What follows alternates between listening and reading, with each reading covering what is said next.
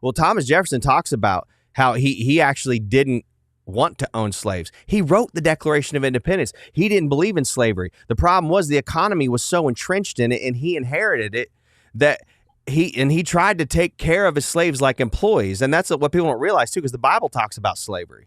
But the word, they translate these words as whatever they translate them at.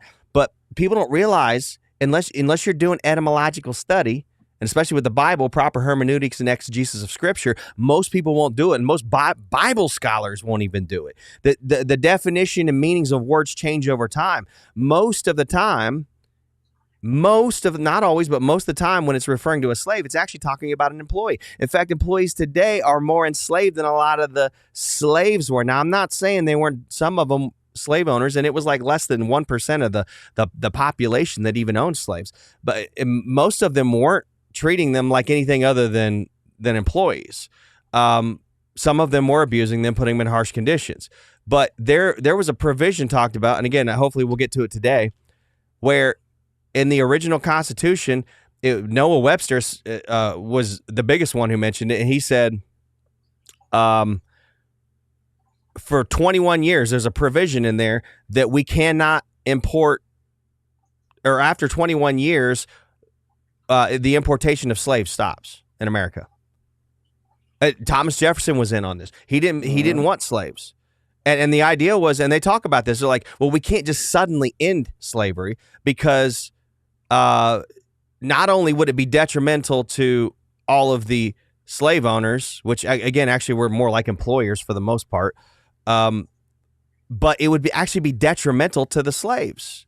They would have nowhere to go. They would have nothing. Could you imagine if they just, like now, if they people that are on Social Security and relying on it, y'all are slaves. Imagine if they just cut Social Security off right now.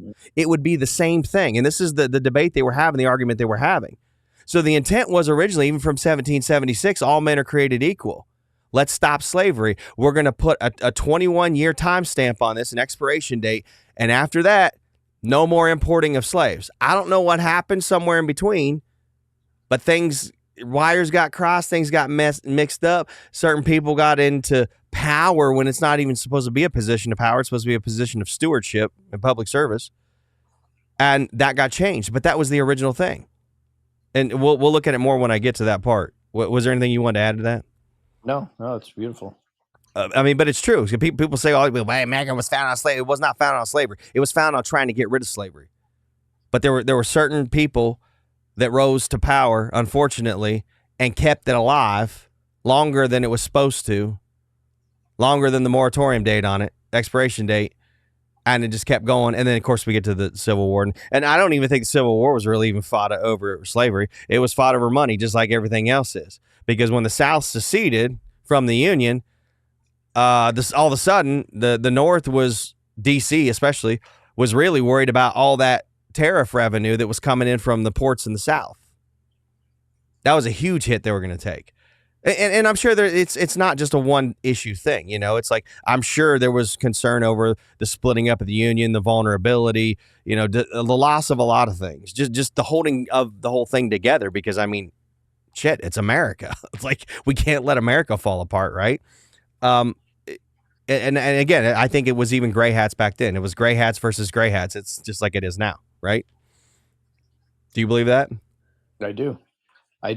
And I think it will probably always be like that, because I also believe you can't always be perfectly righteous when you are in a war. And no, you can't.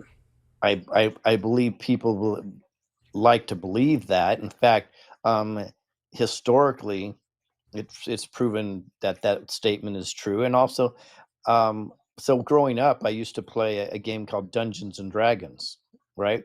And one of my favorite characters was a paladin, which was what was considered lawful good. So all the decisions I had to make were lawful good. And amidst winning the game or moving forward, it always became an obstruction for me, because there's some decisions I would make that would be necessary that wouldn't have been considered lawful good and righteous, right? against evil, right? I could have stopped evil, Yeah. but I had to make lawful, good, righteous decisions. So I learned very young. I'm like, wow. So we kind of have to do some things that we're uncomfortable with in order to make progress a lot. So it Sometimes, is yeah. it is what it is. So I do believe they're gray hats that we're dealing with.